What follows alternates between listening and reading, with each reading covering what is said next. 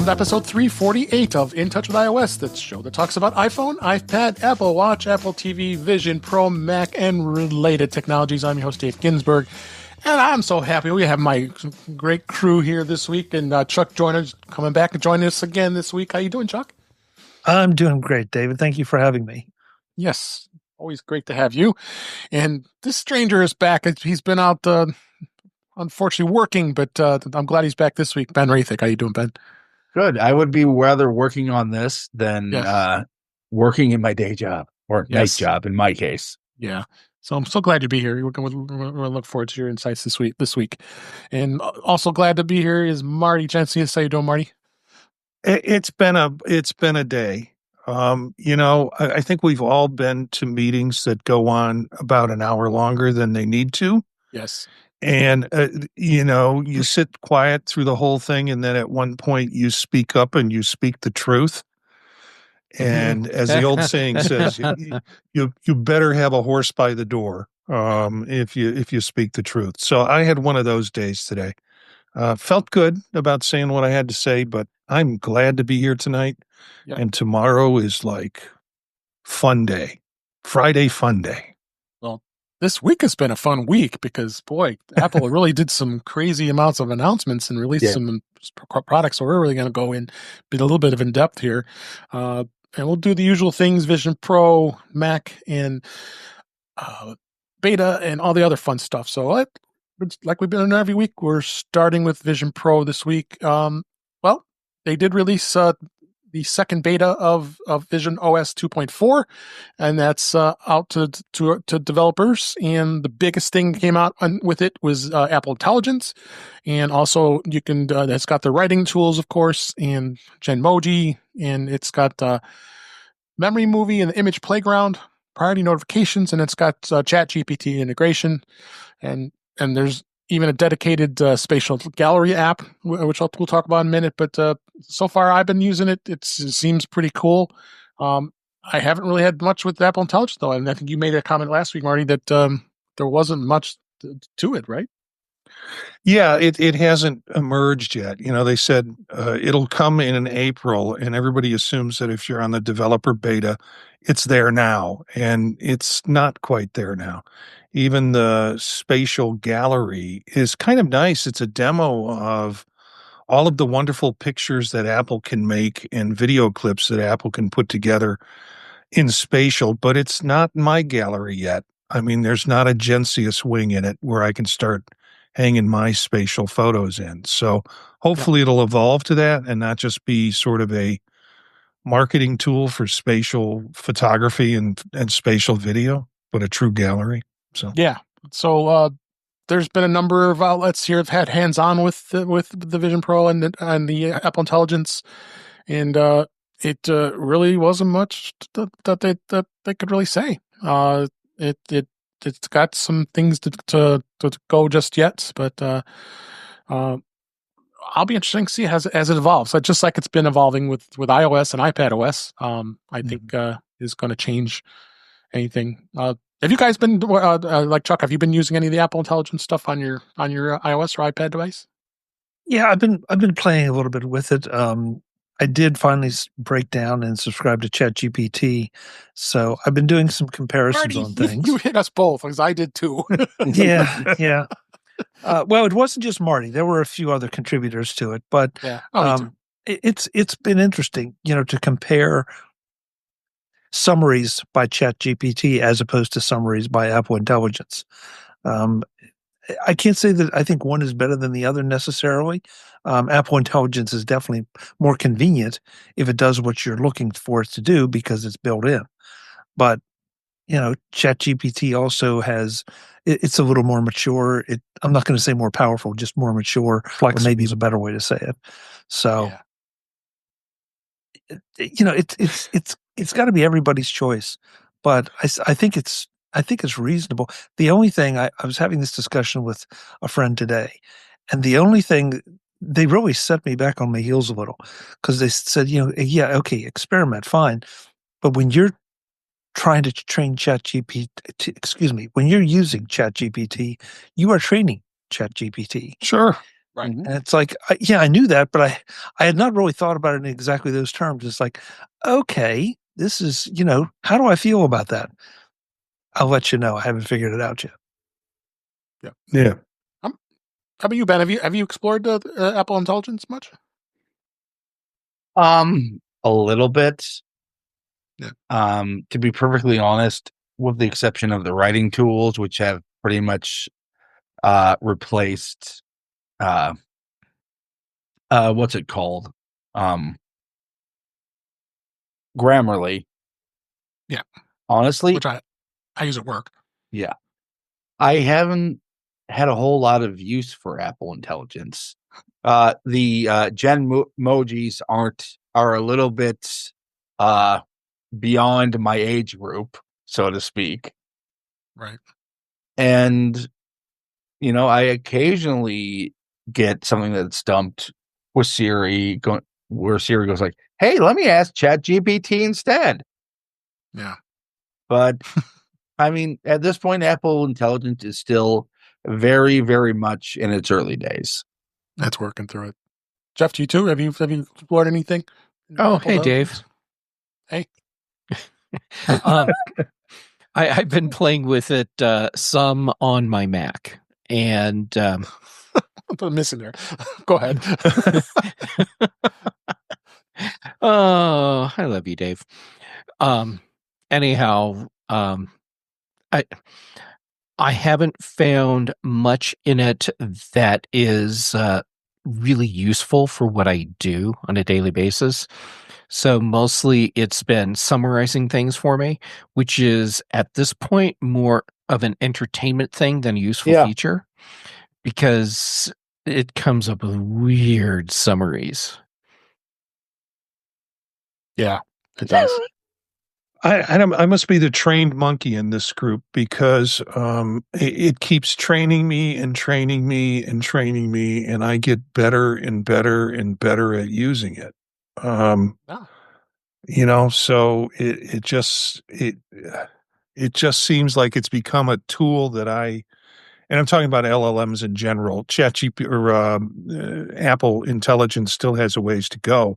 And if you get really good at other versions of AI interface, you get more disappointed in what Apple hasn't done yet. It's surprising how well you can do things with some things, but it keeps training me. And every time I've figured this is okay, so this is what you got. This is what I'll use it for. Then I come up with some other idea and try it, and it works. So, Marty, you just touched on something that I think I've talked about on other shows, which is Apple's place in the current lineup of AI LLM systems. And I get that Apple is taking a more conservative approach because they have a higher desire to protect our privacy. But at this point, I don't think it matters for consumers, because what Apple is doing with their AI, in the space that people are actually looking at right now, they're so far behind that it doesn't matter what benefits we're getting from the privacy features they offer us. It's just not enough. The features just aren't there. You can do so much more with all of these other platforms. And was it last week we got to see the new A-Lady features? And it's like, holy crap, where is Apple in all of this? So also, that's trying to perfect it, I guess. At some point you have to ship a product, and so far it's Apple's intelligence features behind the scenes are doing remarkable things. Their forward-facing features, the things that people are looking at today that they will compare to ChatGPT and to A-Lady Plus and all of these other. Yeah, it's just Apple is too far behind to be a true competitor right now, and I want to see them change that.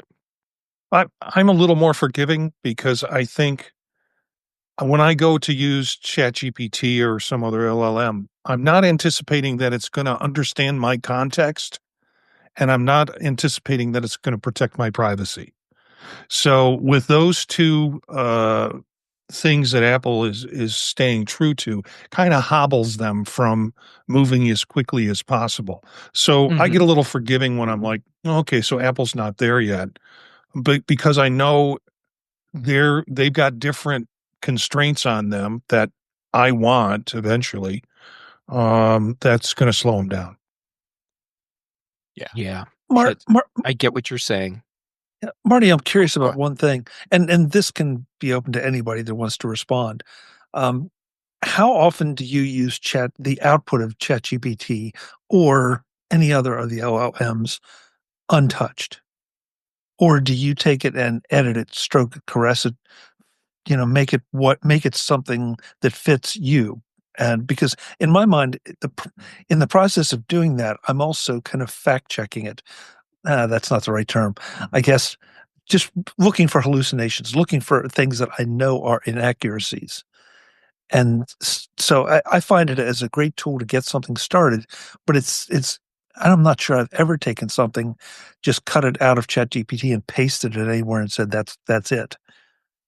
No, well, go ahead, Chuck, or go ahead, Dave.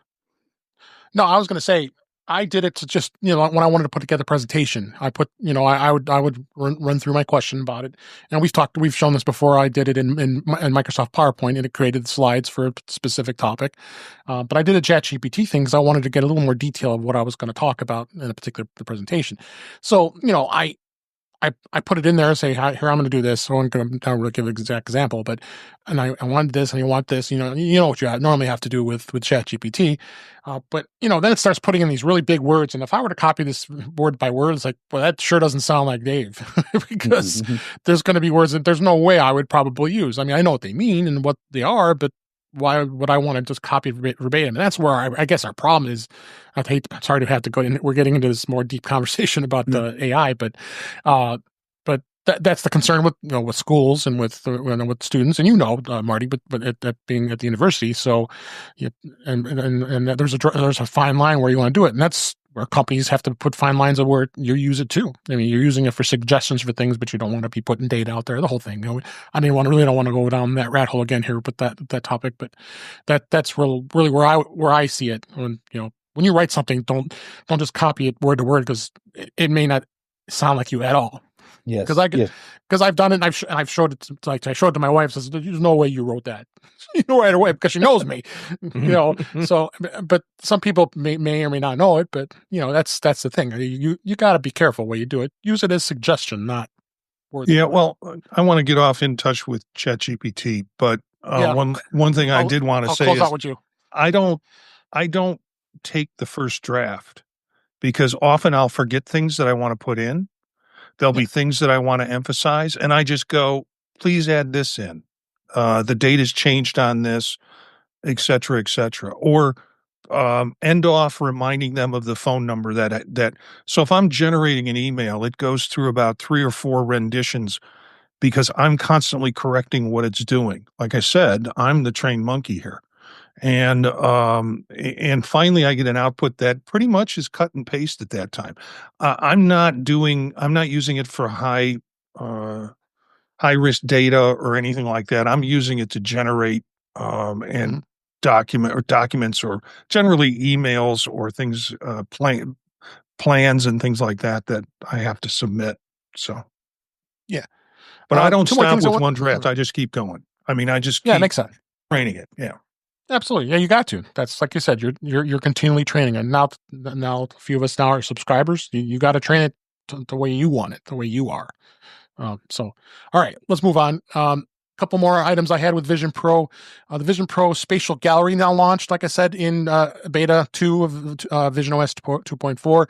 Made some pretty major improvements here. Includes the gallery that's it's in beta, so it's available as of today. So you got spatial photos, spatial videos, and panoramas from artists, filmmakers, and photographers.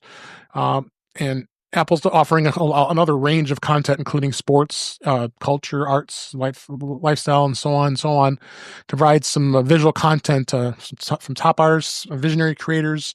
And this is pretty cool. And I hadn't had a bit of a chance to run through any of these. Did you have a chance to look at this at all? Yeah, I went through all of them, and again, it's impressive. I just want that one tab on the side that has my, where I can put my stuff. And some of it is, some of it is from artists, and I want to know how did Apple get a hold of this stuff? Because maybe there's something I want to send in. Not that I think it's worthy as these are really great versions of spatial photography and video. Another way to extend that, so it's definitely going to be interesting. Then lastly, with iOS 18.4 beta 2, which we'll talk about here in a minute here, they did release an app for the iPhone. If you're a Vision Pro owner, and it'll be automatically installed, that Vision Pro owners can now control what's going on with your Vision Pro, which is the first time here ever that this can do. Apple did announce this a few weeks ago, and it's going to be amazing. It'd be much easier to download content to the Apple Vision Pro, as well as when the headset's not in use, you can do that as well, because that's always has been that was the biggest that was my biggest complaint, is the fact that you can't easily find apps to download, as well as updating them, because you have to go through the whole list to see, that has to be updated, that has to be updated. Now you can do this without even having the headset on and do that. But the biggest thing I think is going to be and I did do it this past week. My wife wanted to see some of the spatial videos. The immersive videos. And I just had her say, okay, just put the headset on. She was able to put it on, and it didn't ask for anything else other than it looked at her eyes and said, oh yeah, you can't do this with the eyes, but she still could go and watch the movies with this guest mode, because remember at the beginning, the guest mode was god-awful horrible. I had to go through the whole rigmarole to convert it over and then hand it over, and I think it's going to be much easier. I don't know if you had a chance to try the new mode for that, Marty. No, I don't have anybody in my household that I can pass it off to that would do it. But yeah, definitely, because you almost had to be flying blind when you had a guest mode on there. Yeah, and also trying to talk them through the process of doing the setup. And now you get a signal on your phone when they put it on, and it releases the permission for them to be able to do that. And you can also mirror what they're seeing. So that's helpful too. So this is exciting. I mean, I can't wait. I don't have it on my primary, of course. You never put beta on your primary iPhone, but unless you're me. But I'm unless you're you. And me. So I have it on other phones, but not that one. But I'm excited for this. But the thing is, she did put the headset on without me doing anything, and it allowed her to continue on. I just told her, go to the TV app and then look at the immersive videos, and she was able to navigate without me having to do anything, which was great. So I'm looking forward to that. So, all right, that's Vision Pro this week.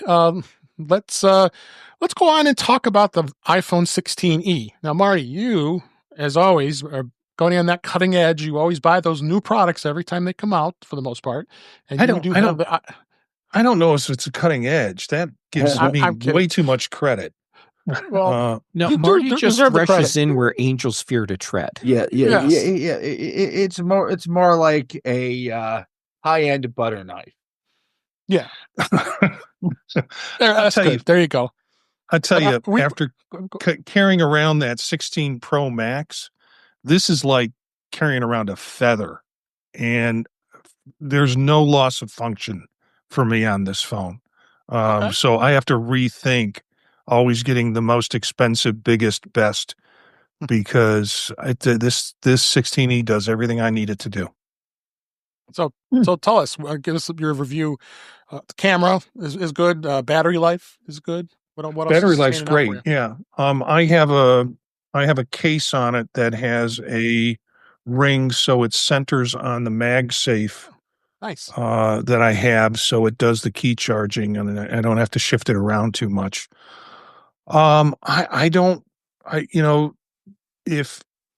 I don't know, another 7/10 of an inch in length. I don't miss the landscape, the screen space on it whatsoever. It, like I said, it's everything that I get out of that I primarily use my other phone for. I can do here. Can't do spatial photography. So I've got this phone that I can carry around with me, and I got the other one that's good for photographs and other stuff, of course. So you recommend it? Yeah, and modem is fine. I was really curious about the modem. The modem is the really C1, good. Yeah, the C1 new modem. Yeah. So I fix it. Go ahead. I suspect 99% of people will not notice the difference between the C1 and the Qualcomm. Yeah, I doubt it. So check it out. I mean, if it's something that you're looking to, a lot of us, might be happier just with a 16 Pro. Right for now, it's the 16 Pro. The small model is somewhat similar in size, but obviously has a lot more power. But for a phone this least expensive, and it does have Apple Intelligence, it's pretty impressive that they put in a fast enough processor in 16E that it can handle it. So this looks like a good deal to have as like a backup phone. I think it's not a bad idea. But not all those. It's my travel phone. There you go. It's the thing I don't want to get stolen at a bar. Are you bringing your primary number to that phone? Yeah, I forwarded my primary number to the phone, and of course, I made some purchases a couple of days ago on my Apple account, and they attempted to get a hold of me because there was a problem with the purchase that I made. I had to restart it, and so it got flagged as a bad purchase. But they were attempting to get a hold of me on my other phone, which, although I had forwarded it to this phone, I wasn't getting any of their messages or concerns. So I called them back today on my lunch hour, and I said, "Yeah, I got this message." And the lady worked with me for a while and said, "I really can't. I really need you to call me back on the phone number that's tied to this account," which was the phone that I was forwarding it to. But I had called her back on the Mint Mobile number that I have on the 16E. So it created a little bit of drama in the middle of the day. But yeah, that's what I do. I forward my 16 Pro Max number, my main number, to this phone. Okay, great. I did put a link in the show notes here with this that iFixit did do a teardown of the 16E, looking a little closer at the C1 modem. Nothing was earth shattering that worth mentioning, but take a look at that article. It's always fun to watch their video and to see how the teardown worked, and it looks like it tore down pretty good, and they gave it a relatively high repair rate, easy to get into and such. So check that out. So let's move on to beta this week, and Apple did release iOS 18.4 beta 2, and it does have a lot of updates, including, like we just talked about, the Vision Pro access with the app there. Of course, you always have to add new emojis, so we get excited about that, right? They always got to have some more new emojis. They do have priority notifications that was in beta 1, but this is now it's improved. That can be set on a per app basis as opposed to all in one here, and as well as they've got an Apple Intelligence section in the Control Center, so you can access that quicker. There's a Visual Intelligence action button there as well. So they've also added Visual Intelligence for iPhone 15 Pro models, so they've added that in the beta. You also can pause App Store downloads, and there's some multiple new actions for the Apple apps in the Shortcuts app. So they've added a number of things here. Photos got some stuff, and as well as it supports the 16E. The thing was that we reported this last week that the iPhone 12 support had been blocked because it was causing bricking some iPhone 12 models, so Apple had pulled it. And with Beta 2, Apple has fixed the issue, so now it's once again available on the iPhone 12. So happy for those iPhone 12 users. So have any of you noticed anything that's standing out with the 18.4 for you? Yeah. This is going to seem like such a minor thing, but it makes such a big difference. priority notifications. It's one of those parts of Apple Intelligence that does do a very good job of pointing out the things like text messages from my family or that type of thing, and puts them right at the top where they belong instead of sifting through my 10,000 other notifications, usually from Mastodon and Threads. Yep. Marty, how about you? Anything standing out for you on the iOS 18.4? No, nothing standing out. I do agree with Ben in terms of priority notifications. I am finding myself, because of that, using Focus a little bit more and making some decisions about, walling out aspects of my life and only letting priority notifications come through. My temptation with a new phone is, yeah, sure, I'll take a notification from that. Yeah, sure, I'll take a notification from that. And then after about a week, I have to dial it all back. So setting up priority notifications has been good. And I would anticipate you're running beta on the 16E, right? Of course. There's not a phone in my house that's not running the beta. Except my wife's. Jeff, anything did you try anything with the iPad just yet? I haven't really looked at that. Jeff, you have to unmute yourself to talk. You are muted though. Yes. I don't get it. I hadn't actually muted myself. Oh boy, I didn't. Whatever. Okay. Go ahead. Apparently, somehow I did mute myself, but your Office Manager installed controls. That's very likely. You don't need opposable thumbs to run this Office. Anyhow, I had to double check to make sure I'd actually installed Beta 2, which I just did double check, and I have. On my iPad, there's really nothing significant that's different. I feel like a lot of what's happening in 18.4 overall is making a bigger difference on the iPhone than the iPad. Okay. All right. So again, it's still going through it. We're probably anticipating next month we'll probably see 18.4 out in the wild for everybody. A couple notable things that was reported. This was interesting that 18.4 is bringing RCS support to Google Fi, Mint Mobile, and other T-Mobile MVNOs. The second beta, finally. So it's going to be now in more carriers and other countries too. There's all kinds of reports on Reddit and on the Mac Rumors forums as well. So, so after they installed it, and I know Jeff, you have Mint Mobile. That's going to be you're finally going to get RCS. I mean, that took them long enough to do it. But that's go ahead. We can't beg on Apple for this. No. They had to wait for the carriers to do all the back end stuff. Yeah. And when the carriers do that, then Apple can roll that in with a software update. So, So Apple's been ready and waiting since day one. It just took these other companies a long time to actually get everything done. Yeah. Yep. But it's a big step forward for those of us with Green Bubble friends, because it pretty much gives you all the features of iMessage except for end-to-end encryption. Yep. Yeah. And then lastly, the App Store had two new features that were added with 18.4. First of all, the Apple Intelligence generated review summaries. The number of Apple Intelligence features across the devices keeps growing, and this is nothing that's here. It's now when you browse an app or game in the App Store listing, the Apple Intelligence will offer a summary of submitted reviews instead of having to go through all the reviews, which is kind of cool.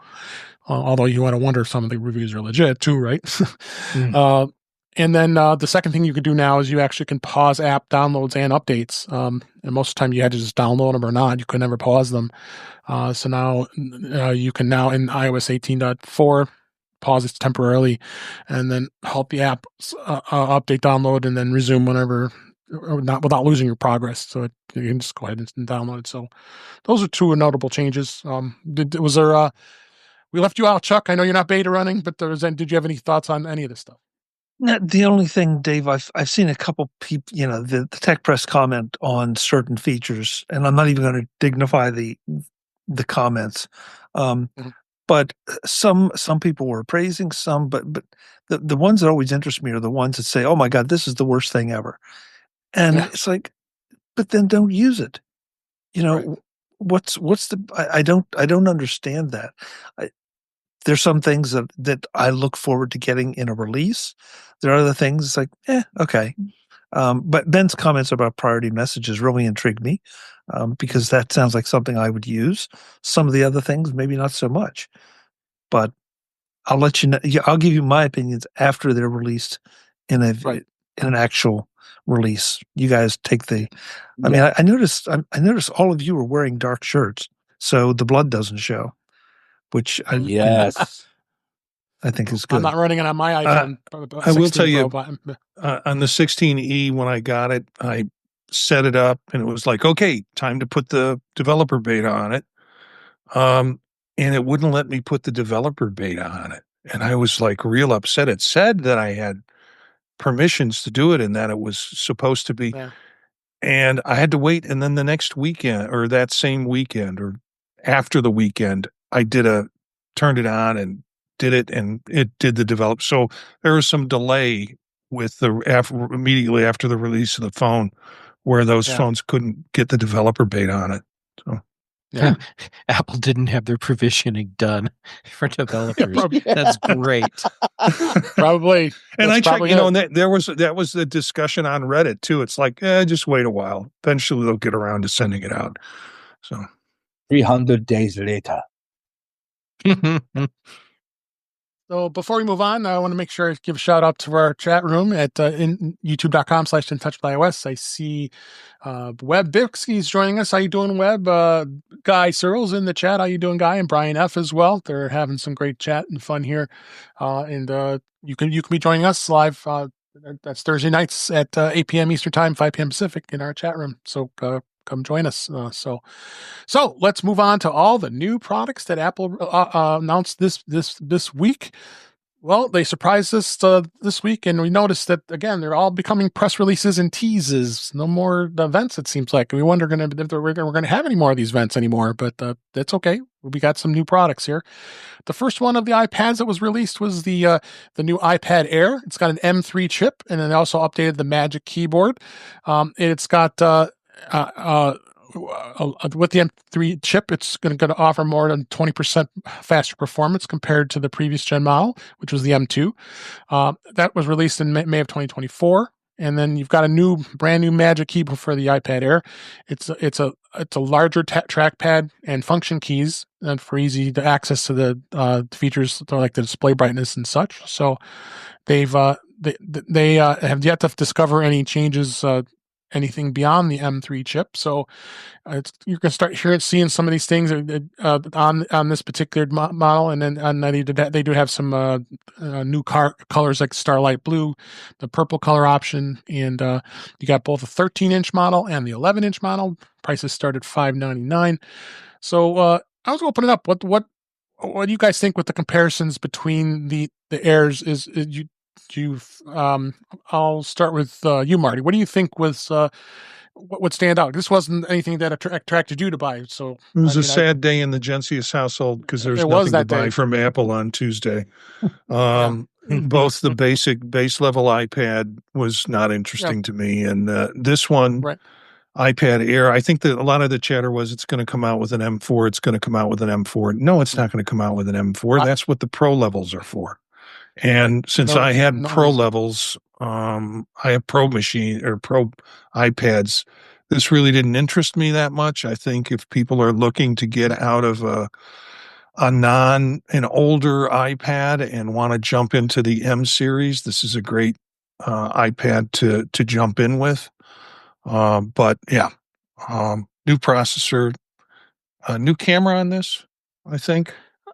Yeah, it might be. On the Airs, I think they have I'm not sure, 12 megapixel extra wide camera, center stage. Yeah, I think that it did add center stage. Yep, but that didn't have that before. So Yeah, it looks like it is. It isn't a big, huge jump in my opinion. I think it's got if you compare the two next to each other, the cores are the same. The neutral engine's the same. It has Apple Intelligence. It's you have center stage. It's a USB-C connector like it always is. So it's got all the same stuff pretty much that I'm looking at here, other than maybe a slight bump in the processing speed. So you might be in the market if you have a really old iPad Air, because if you have, let's say you go to the 5th gen, which was the one just before the M series, definitely probably worth the upgrade. But what's the rest of you guys' thoughts? Jeff, you have you always are having these iPads and doing beta testing. Does anything does this model type would intrigue you, or are you still sticking with what you got? The iPad Pro is the right model for me. So this iPad isn't going to sway me into getting an Air. That said, I still firmly believe that the best bang for your buck when buying an iPad is to get an iPad Air. And that holds true with the M3. The thing that I find interesting and also long overdue, base storage is 128 gig across the board now. Finally. 64 gig, goodbye, RIP. For everything, not just iPhone 2. So it's still a great bargain. Chuck, what about you? What do you think on the Air? Is this what Apple announced today with this? I think it's great because it makes all the iPad lines seem current. So, but I'm with Jeff, and Jeff, that was really well stated. The Pro is the machine for me, and that's not egotistical or anything. It's just okay. I want I want fewer compromises, if any compromises, on my iPad, and so again, the Apple Intelligence thing is sort of the interesting aspect of this, as to what they're building into which machine and which ones they're leaving it out of. So I felt like these were just good, solid, iterative upgrades. I know we use that term a lot, but at some point, look at your iPad.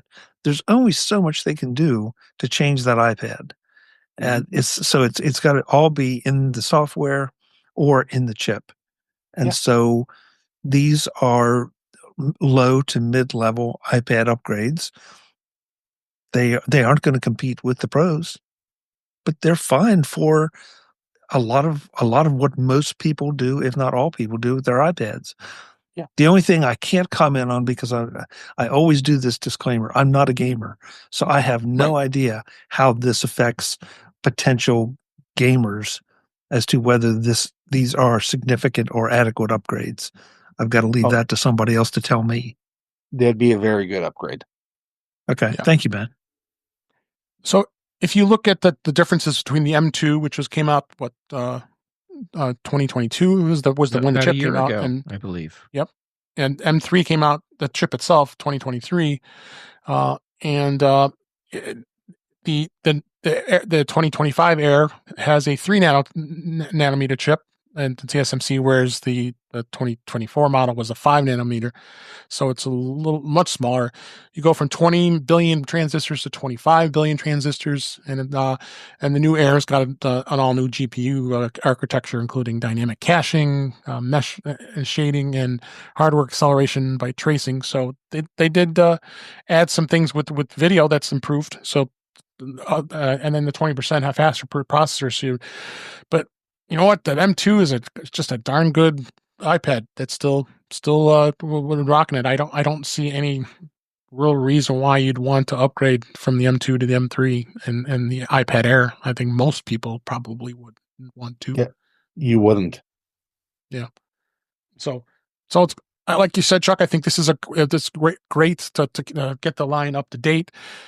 It's a nice sweet spot for many people. Not unlike us, we prefer the Pros. I think that's why it's a Pro. Now I feel like it's a Pro because the Air and the Pros previous were getting very, very close. Honestly, the processors were pretty close in speeds, and I think Apple finally did a smart thing and put this at the M3 and the Pros with M4. So I think that was probably a good thing too.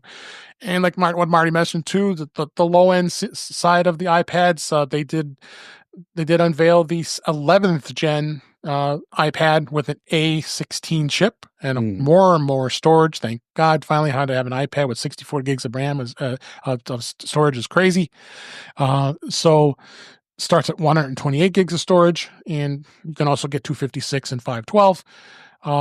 And like I said, previously they only had the 64 and the 256. Now you can get up to 512 if you want. Same colors: blue, pink, yellow, silver. Continues to start at 349. Although I was seeing some sales already where they're marking it down at the 329. So it definitely is going to be a differences here. So a couple other things that are of note with the 11th gen is the A16 chip has a 5-core CPU, and a 4-core GPU, whereas the 16 Bionic chip and the 14 Pro and the 14 Pro Max and 15 has 6 cores and a 5-core GPU. So the 11 doesn't support Apple Intelligence. Is that a deal breaker? I don't know. Honestly, I don't know how important that would be to people. So, and then of course you've got an upgrade with Bluetooth, and so there's some subtle upgrades. It is all eSIM now, whereas the 10th gen was where it was just still had SIM cards, and it is the 11. Funny enough, is still compatible with the first gen Apple Pencil. Believe it or not, that's kind of crazy. I don't know how you're going to charge it since it's got a Lightning connector to charge it. That is so weird. Why would they continue to support that? That's kind of crazy. It was unclear whether or not it had more RAM than in the 11, but they're looking to confirm that. But usually the 16 Bionic had 6 gigs of RAM, but 11 probably has a regular 16 chip, so it might be a little less. But again, the market for this iPad is entry level, probably education. A lot of people who just want a very basic iPad and don't want to spend a lot of money on it. I mean, I'm sure the older models can be had for a much cheaper price if they're still out there. I'm sure there's a lot of them in the secondary market. Just you could save even more money on this. But yeah, I think this isn't anything overly exciting other than I think Apple's being smart and having this low end market for iPads. Don't you think, Jeff? Yeah, going with an A16 instead of an A17. Yeah, I'm still having some issues with that because that means Apple intentionally designed a new iPad or an iPad refresh that doesn't support a feature they're pushing hard on everyone, Apple Intelligence. Right. So yeah, that's kind of weird. The Apple Pencil part I'd completely missed that. And of course, I've already come up with a hypothesis on why it still supports the first gen Apple Pencil. Yes, you have to use the Lightning to USB-C adapter to plug it in and charge it. So why not just say, and you can use this with the USB-C Apple Pencil? I think it's because Apple knows the USB-C Apple Pencil is hot garbage. And if you want to use a good Apple Pencil with this device, then it either has to be an Apple Pencil 2 or 2 Pro, or which means then you have to put the magnetic charging coils on the side of the iPad. They don't want to do that because then they have to change form factor and add in more cost. So the easy answer is you want to use a good Apple Pencil. Great. It's still the first generation, but you have to use an adapter to plug it in and pair and charge. Any thoughts on this, Marty? With the go ahead. Go ahead. You go ahead, Ben. Go ahead. To me, right now, 3 of the 4 iPad lines make complete and utter sense. The 11th gen iPad slightly confounds me. Honestly, I know they're trying to push people up into the air, but if this would have had the A17 Pro and pretty much been more or less the same feature set as the iPad Mini, even with a slight price increase. This would have been a slam dunk to replace my mom's A14 iPad Air. Okay. With the A16 and no Apple Intelligence, I don't know if I don't want to wait another year. Yeah, that makes sense. What do you think on this model, Marty? So with what we've been talking about, I think it's a gateway drug, which I'm all about for folks who want to get into the Apple ecosystem and are familiar using tablets or familiar using phones. This is great. Maybe educational because you're looking at a relatively low cost iPads, so you can purchase them for classrooms.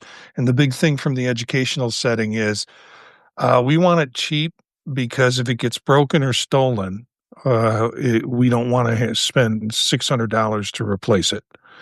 Right. So this gives the educational market an iPad that'll get them there in the classroom. Now, doesn't have Apple Intelligence, which means it doesn't have the tools that people can use on there. Mhm. I presume you could run GPT and other LLMs through their app services. So if you're looking at teaching kids how to use AI and LLMs, then you can still do that on this. You just can't do it with Apple Intelligence. Right. Last with you, Chuck. What do you think on this iPad? What's your thoughts? While everyone was talking, I was punching up some numbers here. So the entry level iPad is $349, Right. as opposed to the lowest iPad Air, which is $599. That's a $250 gap, and Right. that's a pretty good gap. I didn't bother to do the percentages, but that's a pretty decent discount, if you will, or lower price. And so I think Ben was the one that said it, for $250, will it push you up to the Air to get a little bit larger screen, get Apple Intelligence, get a little better chip? Or if you don't feel you need it, or to Marty's point, it being a gateway drug, it seems like a perfectly legitimate gateway drug. Yep. Because if you're buying a basic iPad, then you are buying a basic iPad, and I would hope that you would do enough shopping around to understand that. That's the biggest challenge here that I see to it, is making sure that the salespeople in Best Buy and the big box stores are adequately communicating the differences. And if you want to call them shortcomings, call them shortcomings. But I think being able to put the iPad experience in the hands of someone for $349 is pretty darn good. Yep. Yeah, that's a good point. $250 for a lot of people. That price increase, that is a showstopper right there. So this is a much more affordable price point. And as everyone's been talking, I've been thinking about the Apple Intelligence part. While it still seems weird to me that Apple would sell a new product where they've intentionally blocked it from having Apple Intelligence support. Mhm. If your school, you probably don't want the students having direct access to that. Because keep in mind, how long did schools resist pocket calculators? So, yeah. Anyhow, but then the other thing is, you want to buy a lower price, more affordable iPad, so that the kids have something to play with and mess around with. Mm. Apple Intelligence is not a consideration for that. You want the thing that lets them play the games and do the FaceTime chats and stuff. You don't need all of the other features. Right. All right. Let's move on to In Touch with Mac this week. the beta didn't is out there also for Mac OS Sequoia. It's a 15.4. That's got new mail integration. That's what they've added. That's the first time reorganizing the mail app into dedicated categories like transactions, updates, promotions, and primary. A category that surfaces for the most important emails first. You also are going to get, we talked about this already, Apple News Plus subscribers will have a new dedicated News Plus food section with recipes, articles about restaurants, and related content. There's going to be a new sketch style and image playground, so you can create memory movies in the Photos app, and then Apple Intelligence is expanding to new languages. So nothing big earth-shattering on beta. Have you tried that, Ben and Marty, with Sequoia? Yeah. I mean, I upgrade when the upgrades happen. Yep. So I've had it as long as it's been out. And I do like the Apple News changes. I do like the food section, being kind of a foodie myself with recipes and such. Still not into Image Playground. I tried to get it to generate some images. I tried a bunch of LLMs to generate images, and Jeff will be happy to hear that it did a miserable job of what I wanted it to do. So, well, on one hand, but on the other hand, I'm disappointed because I know when I want to see an absolutely ridiculous image, I need to ask Marty to feed the prompts into the system, because he will get an image that's much more ludicrous than I'm picturing, and that I would be able to generate myself. So, no pressure, Marty. Trained monkey. Oh. That's all I am. Yep. Yes. But a well-trained monkey, Marty. Very well. Yeah. I work for and peanuts. Mostly housebroke. It's great. All right. Now let's move on to what Apple announced in the Mac line. There is a brand new MacBook Air M4 with a really cool color. Sky blue is a color option. They have the 13 and 15-inch MacBook Air model. It's it's featuring the M4 chip with the upgraded camera and the new color. The sky blue is an all-new blue finish that joins midnight, starlight, and silver. Apple describes it as a beautiful metallic light that creates a dynamic gradient when light reflects off the surface. But hey, look at this. Space gray, no longer available. Those of you who don't like space gray, well, the space gray's been around forever. No more space gray. Gray's been this range of shades. Yeah. Isn't it still available in the iPad series? I heard somebody say that today. That's the one place you I can thought still it was get space it. black. Space black, yeah. Oh. It's okay. So here's the thing. As long as we've gone down this path, let's commit to it. What is up with Apple not being able to have consistent colors across their devices? If you want to have an iPhone and an iPad that have matching colors, and then you want an iMac to go with it, and you're going and you choose blue, whatever the blue is, you will have 3 different blues. Yeah. Yeah. It doesn't matter what the color is. It's 3 different of whatever it is. Why can't Apple have consistent colors across their devices? True. Well, You do what Mac. civilized people do, Jeff. You buy a case to cover it. Well, I mean, yes, there is that, but it's the principle of the thing. When you go commando, you expect.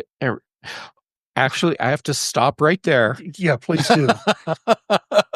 Yeah. I'm not sure what your expectations were, but Yeah. I don't know where that metaphor is going, but yeah, I don't know where. I will tell you when we're not recording and we're not on the air, because I was about to you say can tell us something right after we end the stream. Yeah. And get off the call. I'm glad that I had the self-awareness to realize what was about to come out of my mouth for once. So let's go back to the colors here. Oh, go ahead, Chuck. You have one. Well, I love Jeff and I get a kick out of him, but this is an argument I've had with Kelly Gamet too. It's okay. So they're doing different colors.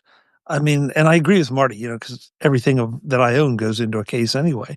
But I just can't get excited over this. I don't know. And if it sounds like I'm defending them, I'm not. I don't know if it has something to do with the manufacturing processes that they don't want to try. And for reasons that are not relevant here, I think it always looks worse if you look like you tried and missed, as opposed to just being boldly different. And so I don't know what the logic is, but if this is the biggest thing you have to worry about, good for you. Yeah. Well, just to continue to wrap up this color debate here, that's the new color. If you look at the MacBook Pro, it's just space black and silver now. So you only have space black is available just on the MacBook Pros, where you can't get space black on the Air. So I mean, it's kind of like with the the iPhone 16, the 16 Plus has all the fun colors, whereas the 16 Pro doesn't. So that's what they did. They kind of aimed this to be a fun color. But yes. I'm looking at the comparisons between, I've got the M3 MacBook Air, which is a perfectly fine laptop, and it's really great. One of the things you'll notice is the pricing. It's starting at $999 with the M4, where it was $1099 with the M3. So they did bring the price down $100. But if you compare them, the CPU is from 10 core to 8 core. The GPU is pretty much the same. You can get up to 32 gigs of RAM versus 24, and then up to 2 terabytes of storage. Of course, you'll pay through the teeth that 2 terabytes, and then both have Touch ID. So, but comparatively wise, it isn't a huge drastic difference. So, would I say I'm definitely not going to upgrade from the M3 to the M4? I don't feel that need, because that thing's meeting my needs fine, because I use it as a travel Mac that I keep with me, and I'm still sporting my M1 MacBook Pro as my daily driver for production. So then that will probably look to maybe go to an M5 next year. We'll see. But overall, I think this is great to see that Apple continues to keep this Air line going, because it's very popular, and the pricing is just very, very good quality as far as getting those differences here. So, but I said, comparison wise, there really wasn't a huge jump between these two, and that's what you got to decide. If you have an M1, this is probably a no brainer, honestly, or an M2. Air, or even an M2 for that matter. Yep. I had an M2. I went to the M3. See, I couldn't resist last time. Now I'm going to. So yeah. To be perfectly honest, this is going to sound completely petty and sounded like it's coming from basically, well, the sky blue color makes me almost want to upgrade from my M1 14-inch Pro. Okay. I mean, the Air is a good machine. Color does matter. It does. Jeff, I dressed for the occasion in the color of the new MacBook Air. Yeah, you did. Blue. So actually, yeah, you did. Color does matter. I agree. It's just the matching color I can't get excited about. Yeah. So meanwhile, the M2 not a designer. Clearly. So Apple completely discontinued the M2 and the M3, so it's out of the standard product line. You might find it in refurb or in third parties, but those are gone. Who knows? There might be a lot of stock left. They might, who knows, bring it over to Walmart again like they did with the M1. So, but you don't really have to worry about that. So, but also what we also saw was announced was the new Mac Studio. Everybody got excited about that. This brings all the way up to an M4 Max chip that was already released last year for the 14 and 16-inch MacBook Pro. But now it's going to be, there is now an M3 Ultra chip that has a chip here as well for 32 core CPU. So this is definitely a big bang for your buck model here. For this, Marty, did you buy one? I thought the M3 chips were dead because they talked about how hard they were to manufacture. But apparently they just slammed two of them together back to back and put them in a studio and charge you a lot of money for the studio. Of course I bought one. I was resisting because it didn't come in sky blue. But Yeah, that's fair. Only silver. it comes in silver and silver. Yeah. I got a 64 gigabyte unified M4 Max chip. I didn't go for the M3 Ultra. 16 core, 40 core GPU, 16 core neural engine. And I got a nice trade in on my previous Ultra. So it's more than a couple of years old, and I thought I would do the bump. And ironically, Dave and I were texting in the morning, and he said, "Oh, you should be happy. There's things to buy now." And I was on my phone app. I was on my phone app, and and all I saw was the MacBook Air, and I'm like, "Yeah, okay, well, what the heck? I'll be happy." And I'm like, "Yeah, they're probably not going to release the Studio until, sometime in June during WWDC." And then I went on, and he was like laughing, and I went on, and yes, they hear Tim Cook come on. This is Tim. Hold my beer. Yeah, on the phone store though, on the app on the phone, it didn't show the Studio. It only showed the MacBook Air. So, yeah, I was surprised when I found it, and then. Well, it looks like you can do some serious upgrades with this new model. The CPU went from up to a 24 core to up to a 32 core.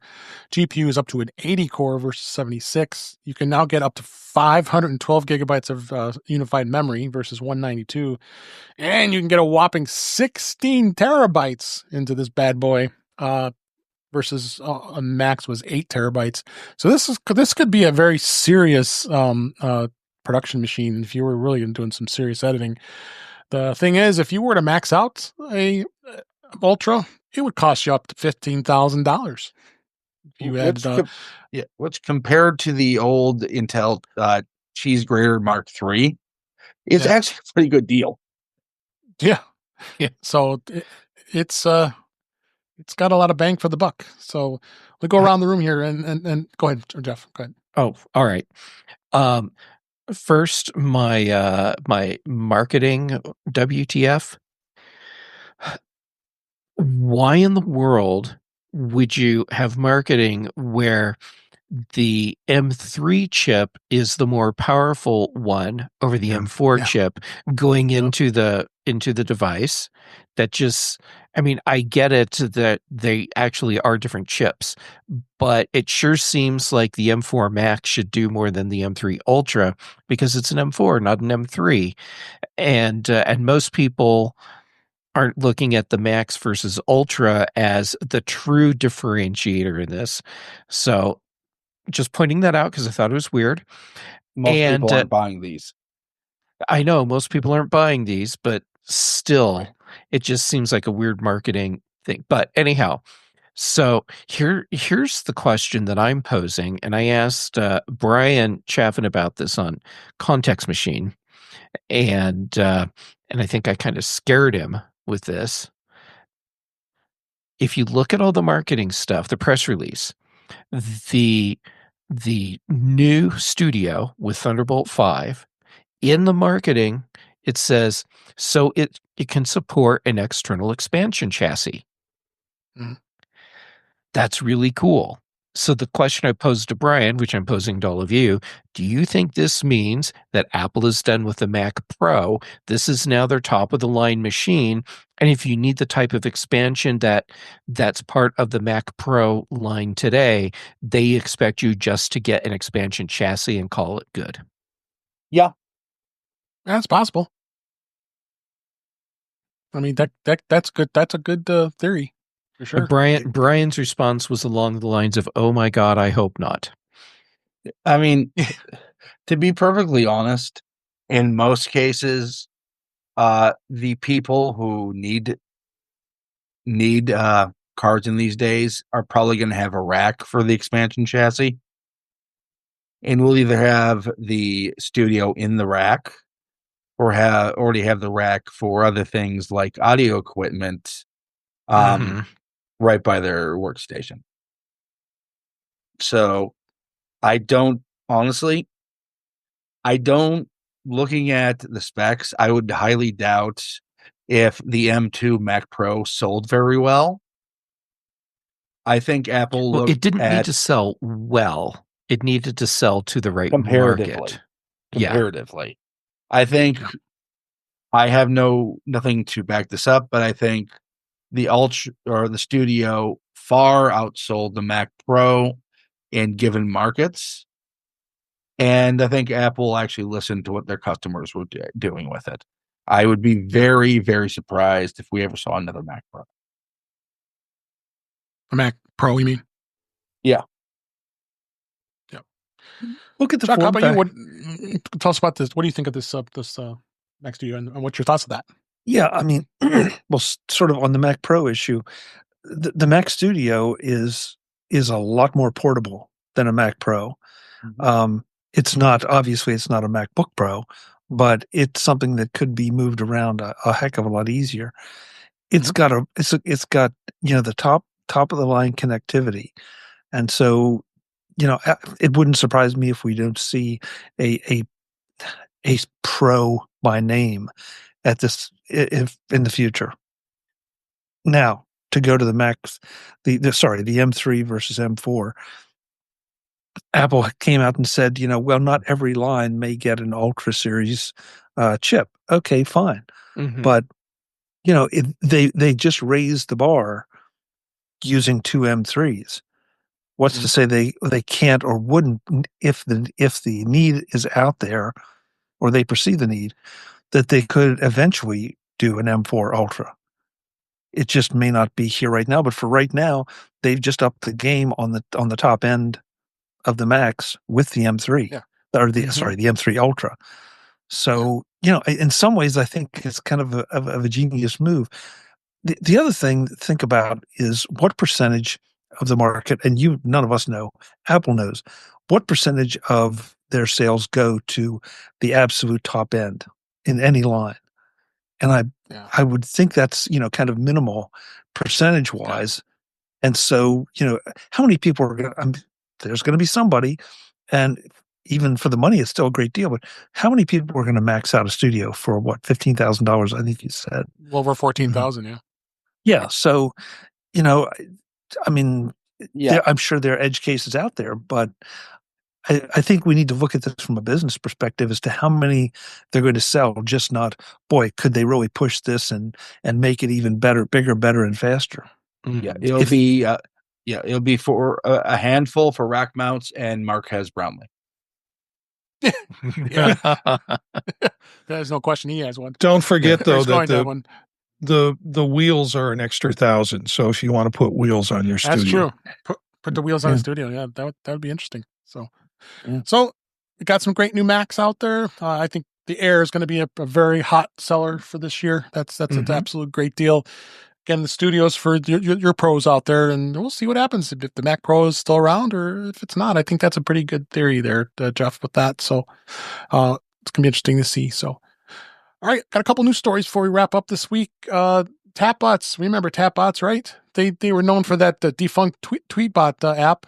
Is now planning to release a new app for the BlueSky social network later this year. It's going to be called Making Phoenix. Or it's called Phoenix. It is going to be developed for the iPhone and Mac, and in tandem, and with Ivory, which is used for Mastodon. The app Tapbots created for the Mastodon social network, as I said, and Tapbots says that the BlueSky has become very, very popular. That I think that they felt it worth it to match it nicely with their Mastodon app. So and of course, it is cool to see that they're going to be developing this and to have some more third-party apps and not be with the BlueSky app. And we're all on BlueSky, and it's something that I think continues to be popular. What do you think, Ben? Yeah, Tapbots, take my money right now. Yeah, exactly. I don't want to have to wait till summer to pay for this. I just switched back to Ivory because of this. It's going to be absolutely the highest quality BlueSky app there is. These guys don't mess around when it comes to making social media apps. Nope. What do you think, Chuck? Sort of what Ben said. Tapbots is, top of the line. If you spend a lot of time in BlueSky, why wouldn't you take this and make your experience better? Yeah. Hopefully we'll get the notifications that BlueSky doesn't give you. Yeah. How about you, Jeff? I don't use BlueSky a lot, not like I do Mastodon. So I spend a lot of time in Ivory and a little bit of time in the BlueSky app. However, when Phoenix comes out, of course I'm going to get it. And I will probably start using BlueSky more simply because it's Phoenix will be a better app. Yep. And last but not least, Marty, what do you think? Yeah, I've got to throw some love towards Tapbots, because I guess any really good app that gets bounced out of a platform because they're a better app than what the platform has to provide. Mm-hmm. And I think it deserves our attention and our money. And for me, that's the same thing goes for Reddit, with the support apps they had for Reddit that got bounced, just like the ones that got bounced from Twitter. I follow those developers and look at the products they're producing. And I'm glad they're finding homes other places to do it. So. Right. And we've already talked about this from the Icon Factory, Tapestry. Absolutely love that app. And both Jeff and I supported them in Kickstarter, and we got a nice lifetime subscription to it now, which is great. And that's a great aggregator. I got to start using it more, because I think it could very well replace my newsreaders, because it just you could put BlueSky feeds in there too. So if you're following anybody specific in BlueSky, you can put those in there as well. So there's another alternative, kind of alternative, but Tapbots is more focusing on just one specific social media like Ivory. Well, there's another big distinction between apps like Ivory and Phoenix and Tapestry, and it's that Tapestry is a viewing stream. You're not interacting with content directly in Tapestry, but you can in Ivory and Phoenix. So, like for me, I'll go through Tapestry and look at all this content. And the problem that I have today is that I will look at stuff and think, oh, I really have something I want to say on that, or I want to like it, or whatever. And that means I have to leave Tapestry to do that. I don't want to. So I end up actually not interacting with some stuff that I otherwise would. I'm not saying that as a complaint. It's just an observation that I've noticed. So to me, it's an important distinction about these types of apps and how they're used. Absolutely. All right. 2 more stories here. We were just talking about ChatGPT. They now have an update that just came out that now you can now directly edit code in Xcode, VS Code, and more on Mac OS. It was updated to do that, and also it's which means it's really competing with Apple's Swift Assist and GitHub Copilot. Third-party intelligence tools have been available for a while, but now it's got direct connection to Xcode. Obviously, none of us are developers, but good to see that they're really blossoming. Maybe you can become a coder just by using ChatGPT, right? Don't you think, Jeff? Well, you can. Yes, you will. It's another story. You could. Or should. I am a little bit leery of this, only because there are so many stories of people asking ChatGPT to write code for them, and it writes code that's wrong, just flat out wrong. And when developers have experimented with this, and then they ask ChatGPT, what's wrong with this, or this won't run, then it will go back and try and come up with new code that works right. So when it works, okay, that's cool, but it doesn't work often enough that it can be a problem. So it'll be interesting to see if this works well, directly integrated, or if it causes more headaches than people want. Right. I'll just open up the rest of you guys. Anybody wants to add anything to this before we move on to the last story? Honestly, I think the Copilot integration on Windows is a pretty killer feature for coding. So kind of getting that thing on the Mac through ChatGPT is really going to help the platform.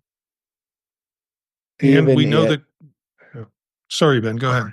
Yeah, even if people have to learn to fix some bad code. Yeah, I think it's a false comparison, Jeff, because we know coders get it right always the first time. Oh, Marty, your delivery was perfect. And message received, and you're right. Yeah. Yep. That's Marty Jencius at Jencius yeah. on BlueSky. Yeah. Yeah. Then last story. I found this a little bit relatively interesting. Police in Australia are using CarPlay in an interesting way. Drivers love Apple CarPlay because it enables safe interaction with iPhone apps through the car's built-in screen.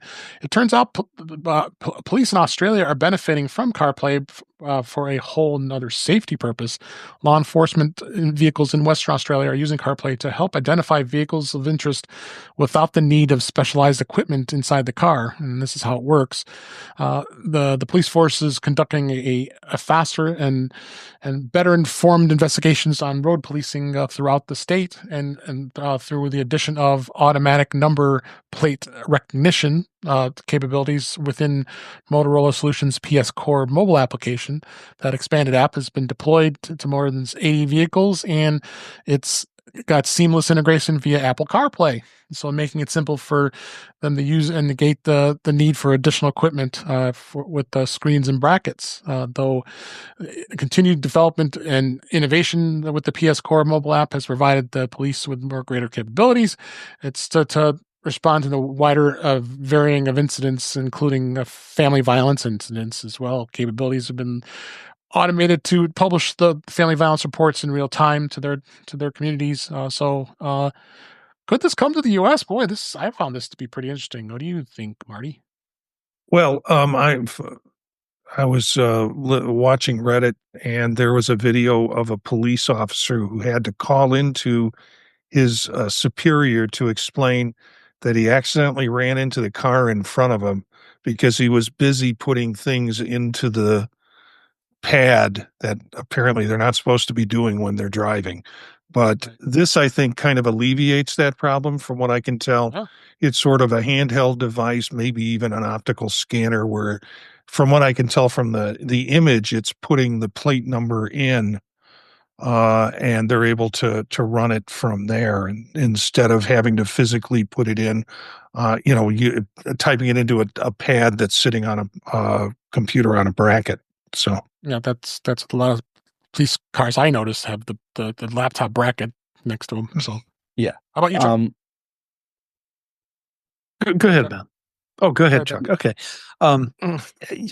Listen, have you seen how people drive post-pandemic? I mean, anything that's going to help slow people down and get them to pay more attention.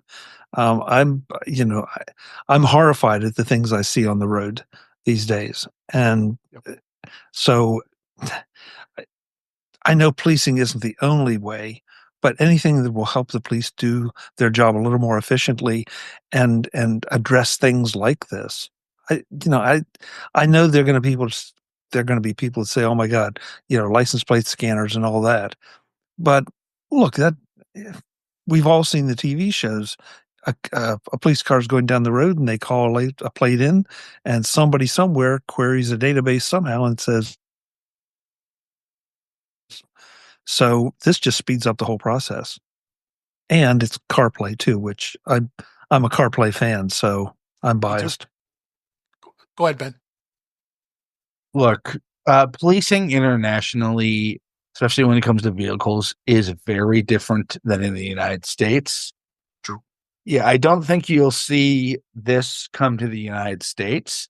However, Australia and Europe and most other places use vehicles that are far closer to the production models than U.S. police cars.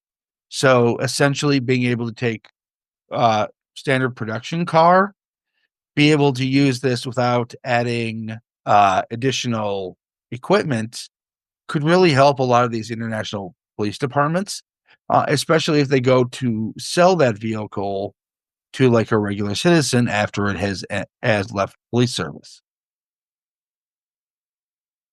Yep. And final word from Jeff.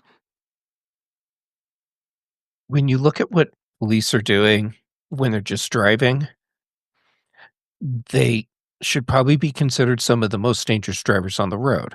And I'm not saying that like holy crap, these people don't know how to drive. But you're driving a car, okay? That should be the only thing any of us do when we're behind the wheel. We should only drive the car. That means you don't touch a radio. You don't fiddle around with stuff in the passenger seat. You don't talk on a phone, even with a cordless headset. So here we have police. They're driving a car. They are talking on a radio. They are looking at least one secondary screen because there's information coming in all the time. And they're trying to process all of this stuff while going down the road at 60 miles an hour. Mm-hmm. Holy crap. This is fracking dangerous. So finding ways to pull them out of the process so that they can focus more on actually driving a car when they're in a car that's in motion sounds like a really great thing to me. Ben, I disagree with you about this not coming to the United States. I think there are a lot of agencies that would love to be able to just scan plates while they're rolling all the time and then find a reason to make the stop after the plate has been scanned, as opposed to what you're supposed to do right now, which is have a reason for the stop, and then as part of the stop, then you find out from the license plate if it's legit or not. I would say this technology will come to the U.S., but it won't be through CarPlay. That's fair. That's fair. All right. Well, that's the show for this week. We went a little longer this week, but we had some good stuff to talk about because all those new products came out from Apple, and I'm sure there's going to be more coming up as we continue on through this year. But for now, let's go ahead and wrap up for this week. That's a wrap for this week. Please send your comments, questions, and suggestions to our email address, which is feedback@intouchwithios.com. You can follow us on BlueSky and Mastodon at intouchwithios. Support the show. Buy me a coffee at intouchwithios.com/coffee. We would really appreciate it. You can become a patron of the show by going to patreon.com/intouchwithios. We have 2 tiers available to support the show. We would really appreciate it. Make sure you like, share, and subscribe so you're notified when we are live streaming, which is Thursday nights, 8 p.m. Eastern Time, 5 p.m. Pacific on our YouTube channel. That's youtube.com/intouchwithios. Thank you for Guy and Brian and Webb and all others. We had a great crowd here tonight in the chat room. You can join us anytime live, but you also can go back and watch the previous live streams as well as listen to past shows. And you can also go to our magazine on Flipboard, In Touch with iOS magazine, that is, where many of the topics that we discuss are flipped into that magazine. The link is in our show notes. You can subscribe to the show in your favorite podcatcher, including Pocket Casts, Apple Podcasts, Overcast, and many others. But better yet, just go to our website. It's intouchwithios.com, because that's where all the links to all the ways to listen to us, or they're out there on that website. I am Dave Ginsberg. You can find me on BlueSky and Mastodon at DaveG65. Chuck Joyner, as always, a pleasure having you on the show. Where can people find you? MacVoices.com is where you'll find me doing interviews with different people, doing panel interviews with the Mac Voices Live crew that we record Tuesday nights at 8 p.m. Eastern on youtube.com/MacVoicesTV. And you can find me on the socials as @ChuckJoyner.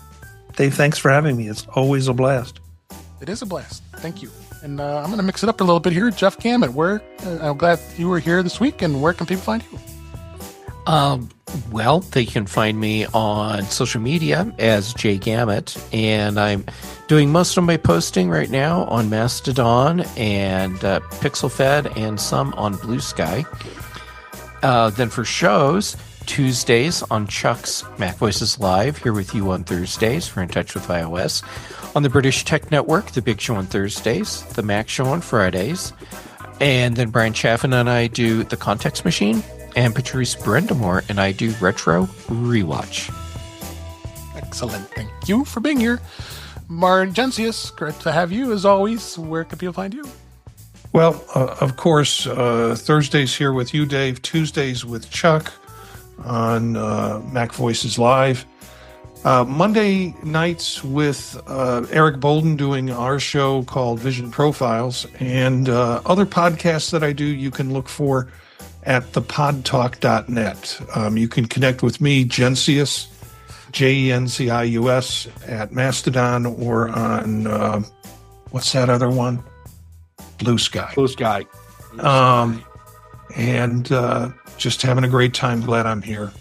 This is the pleasure of the day, pleasure of the evening. Indeed. Thank you.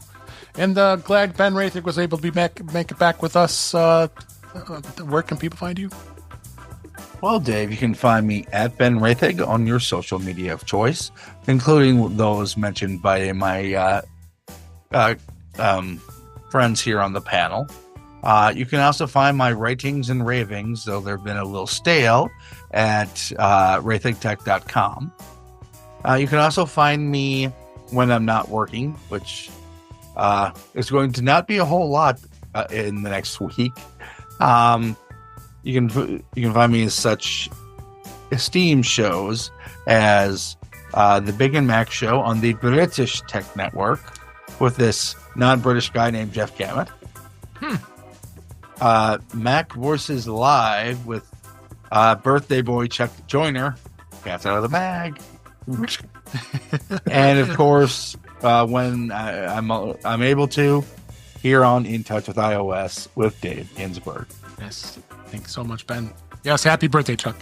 And thanks for being here. Thanks all of you for being here. Thanks everybody for listening, for watching. We always have a blast doing this show, and we'll do it again next week. But until next time, thanks for watching, thanks for listening, and we'll talk again soon.